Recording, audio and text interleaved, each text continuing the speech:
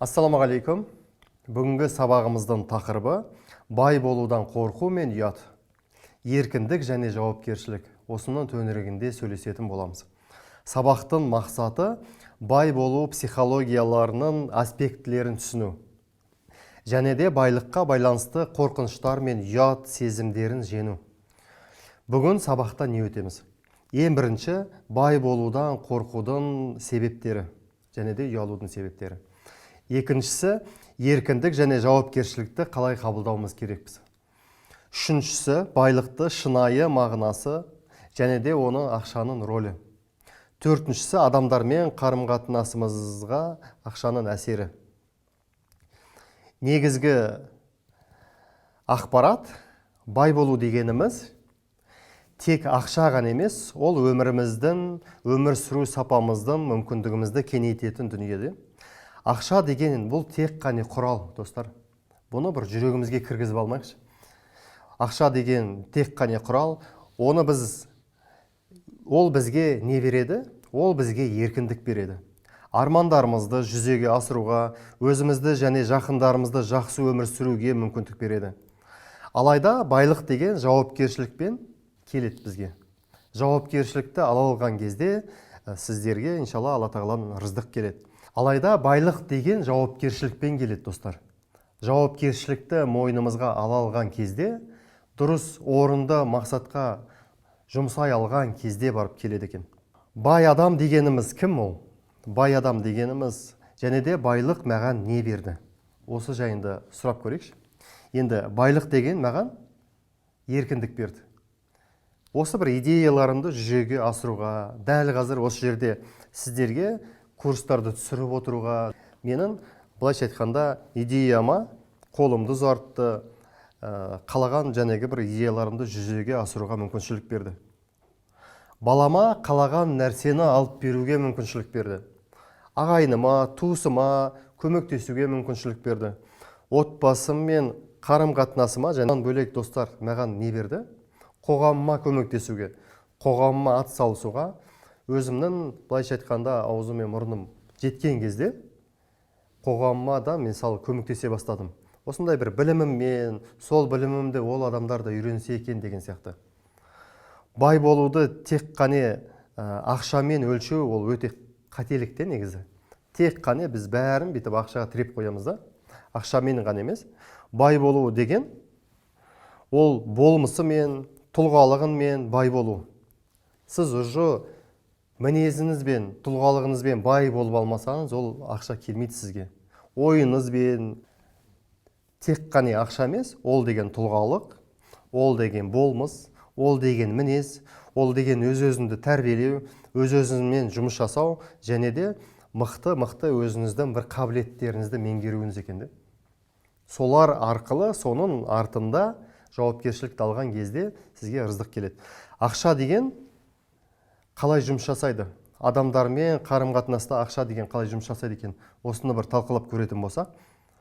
Ақша адамдар арқылы келетіні сіздер білесіздер.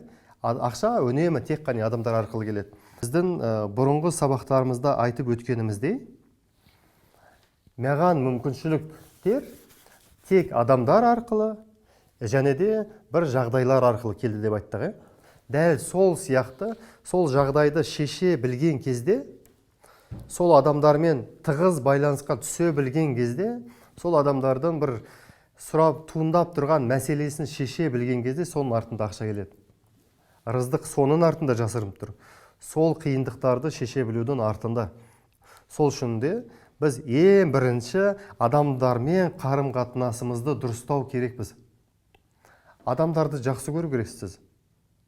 Ұнатпай, тәкаппарланып, ол адамдарды, мысал үшін бір өзіңізді олардан бір биік санап кететін болсаңыз, онда келмейді сізге ақша. Сіз үнемі ашық болу керексіз. Ашық, ол адамдарын кері байланыс алып, ол адамдарға көмектесе біліп. Кейбір кездерде мына бір адам қысылып тұру мүмкін.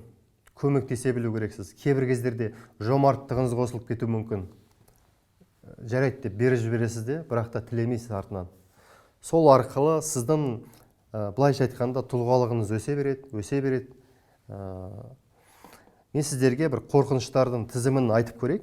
Қандай қорқыныштардың тізімі бізді ұстап тұруы мүмкін? Бізді ең бірінші бай болудан қорқу деген. Просто бай болудан қорқады екенбіз де біз.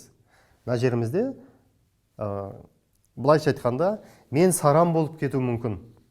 Бай болсам, мен бұзылып кетем, және де бір қызғанышым оянып кетіп, көре алмаушылығымыз оянып кетіп, сондай бір нәрселерім қосылып кетуі мүмкін деген сияқты сондай бір қорқыныштар болуы мүмкін де. Шынымен де былай ойлап тұрсаңыздар, кедей адамдар бай адамдарды ментальный жек көреді. Ақпараттарда, теледидарларда, басқа нәрселерде байды жаман қылып көрсетеді. Мысалы, анандай бір кинолар бар ғой. Енді кейбір жанрлар бар. Алдар көсе жақсы, байлар жаман деген сияқты. Мысалы үшін да, Алдар көсе әрине жақсы кейіпкер, бірақ та ол ұры да. Қандай болса да ол ұры. Байларды мына жерде жаман қылып көрсетіп қойған ғой. Біз егер де миымызда байлық деген жаман екен, бай болған жаман екен деген сияқты дүние болатын болса, ол анау мемлекетте бізге былайша айтқанда внушать етіп беріп жатқан дүние ғой. Сізде сондай ой болады. Мен араласып жүрген қоғамдағы байлар ондай емес. Мен араласып жүргендегі қазір өзімнің араласып жүрген кәсіпкерлер, олар бір өздері бір сол бір стадиялардан, сол қорқыныштардан өткен. Өзінің психологиясымен жұмыс жасаған деген сияқты сол бір этапқа өткен. Дәл сіз де осы қорқыныштарыңызды жетіп, саты менен осының бәрін бір-бірлеп алып тастау керексіз. Тағы да бір 1-2-3 қорқыныштарды айтып көрейікші. Өзгерістерге бейімделе алмау. Қорқып тұрамыз. Ана өзгеріс болатын болса не болып кетеді екен? Қарым-қатынасымыз бұзылып кетуі мүмкін. Бір байлықты бір жоғалтып аламын. Және де басқа бір адамдардың көзқарасы, басқа бір адамдардың сыны сіз туралы не ойлап жатыр екен деген сияқты. Ол да соған жүргізбейді. Моральдық, этикалық жәнегіде сондай сияқты өте көп дүниелер бар. Тізе берсеңіздер өте көп. Енді сіздерге тапсырма, өздеріңіздің байлыққа деген қорқыныштарыңызды жазыңыздар, және де олардан қалай арылуға болатынын ойлаңыздар. Алла тағала сіздерге берекетін берсін.